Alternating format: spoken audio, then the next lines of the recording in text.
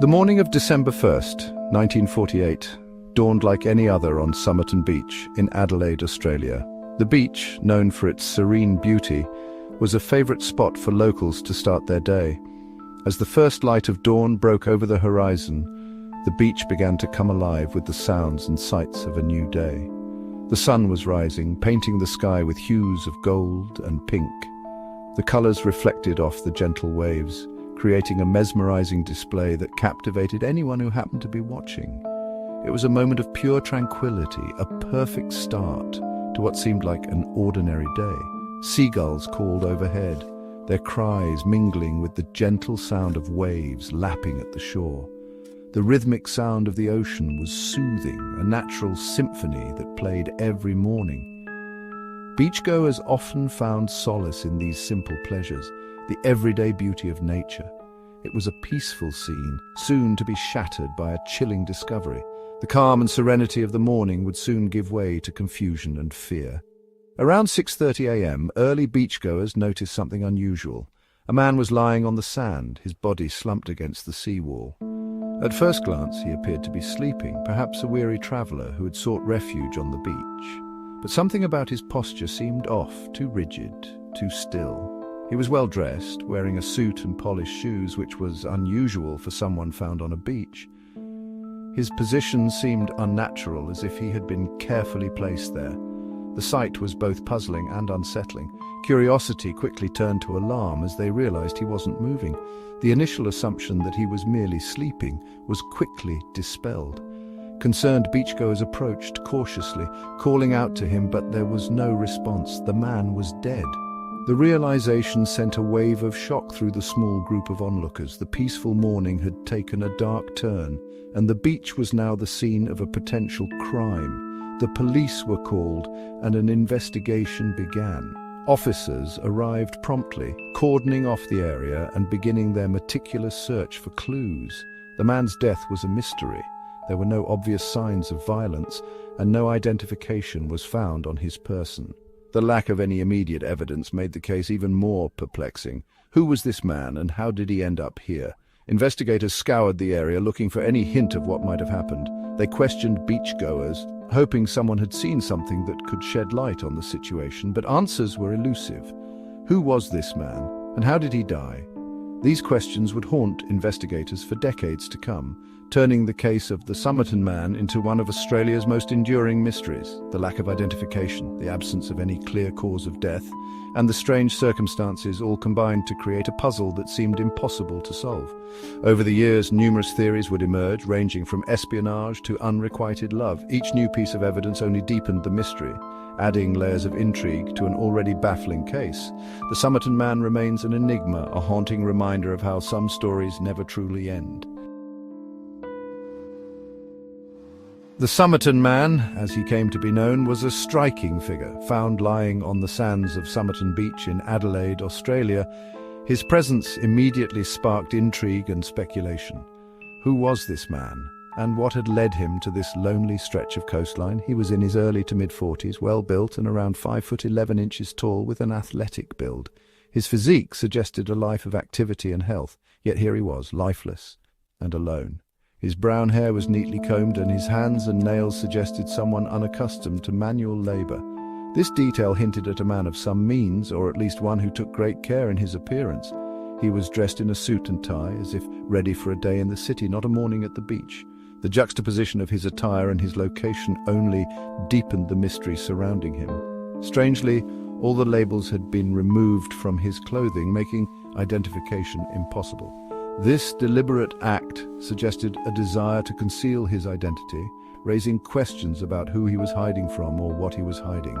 His pockets held a few odd items: a pack of cigarettes, matches, a used bus ticket, and a slip of paper torn from a rare book of Persian poetry. Each item seemed mundane on its own, but together they painted a puzzling picture. This last clue, bearing the words "Tamam Shud," would become central to the mystery. The phrase meaning ended or finished was torn from the final page of the book. The police were baffled. What did this cryptic message signify, and why was it in his possession? The man's fingerprints were not on file, and no missing person reports matched his description.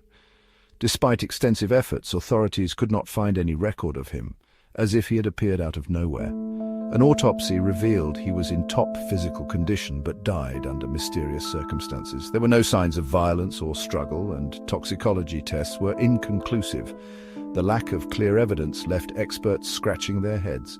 The cause of death remained undetermined. Some speculated poisoning, while others considered more exotic possibilities. Theories ranged from espionage to a tragic love affair gone wrong, but none could be proven. Who was this enigmatic figure, and what secrets did he take to his grave? The Somerton Man remains one of Australia's most enduring mysteries, a puzzle that continues to captivate and confound.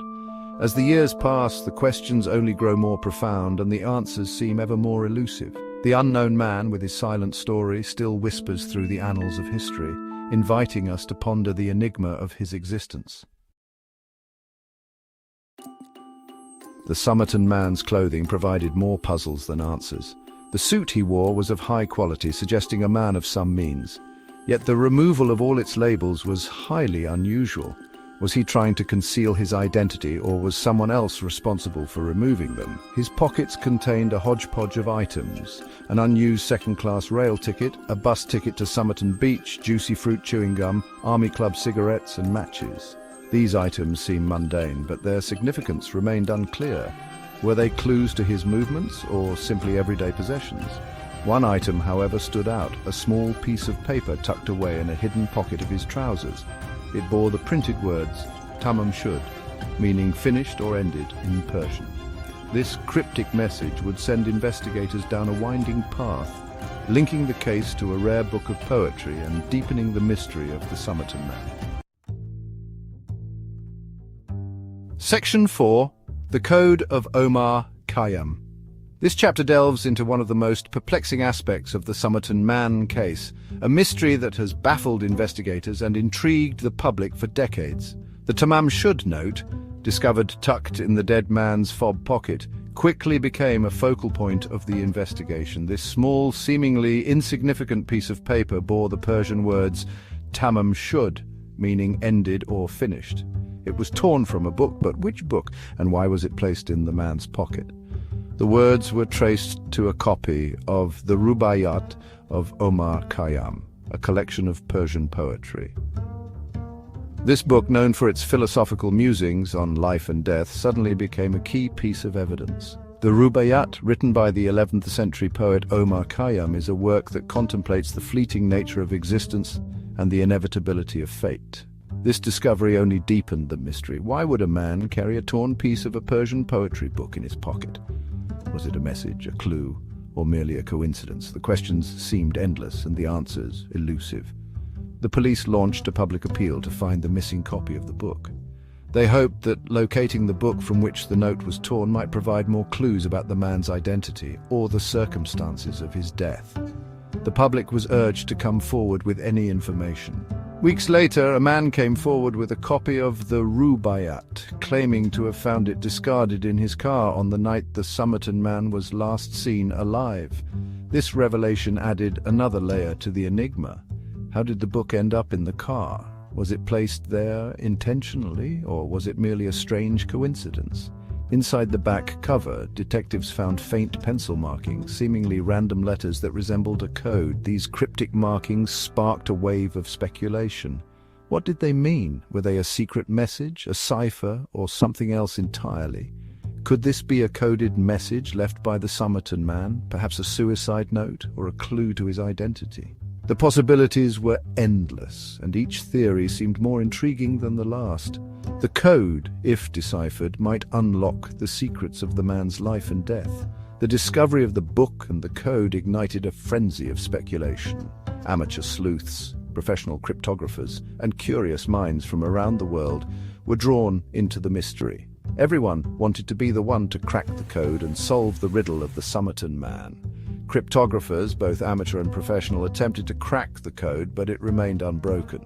Despite numerous efforts and countless hours of analysis, the meaning of the markings eluded even the most skilled code breakers. The code seemed to defy all attempts at decryption.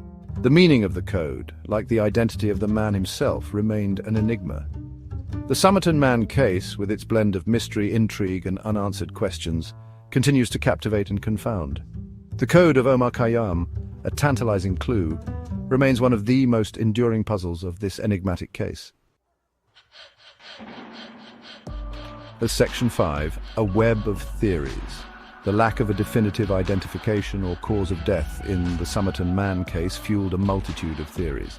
Was it suicide, murder, or something more sinister? Each possibility presented its own set of questions, leading investigators and armchair detectives down a rabbit hole of speculation. Some believed the man's death was a suicide, driven to despair by unknown circumstances. The Tamam Shud note, interpreted as a final farewell, seemed to support this theory. Others suspected foul play, pointing to the missing clothing labels and the possibility of poisoning. The Cold War was at its height, fueling speculation that the Somerton Man was a spy, silenced by a foreign power. Yet without concrete evidence, these theories remained just that, speculation. The truth of what happened on Somerton Beach that night continued to elude everyone. The Somerton Man's secrets remained buried with him, leaving a void filled only by tantalizing clues and unanswered questions.